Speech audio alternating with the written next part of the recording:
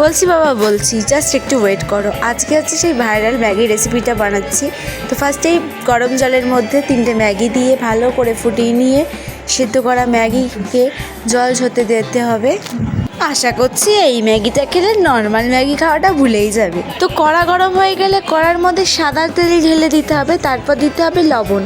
ভালো করে নাড়াচাড়া করে নেওয়ার পরে আমাদের যেমন মন ভেঙে দেয় সবাই, সেরকম করে 2টো ডিমও আমি ভেঙে দিলাম কড়ার মধ্যে। ভালো করে নাড়াচাড়া করে মনের মতো যারা ভেঙে দেওয়ার পরেও ভালো করে আরও পিন্ডি চটকে দিয়ে যায়, ঠিক এরকমভাবে আমিও ডিমের পিন্ডি চটকাচ্ছি।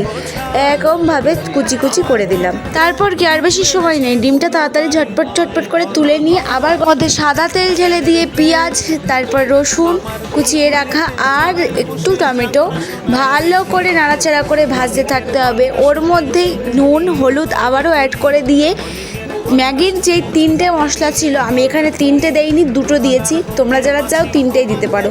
ভালো করে নাড়াচাড়া করার পরে ম্যাগিটা অ্যাড করে দিয়ে ডিমটাও অ্যাড করে দিয়ে আবার নাড়াচাড়া করতে থাকতে হবে। তারপরে অল্প চিনি দিয়ে নামিয়ে নিলেই আমাদের tasty and yummy Maggi ready.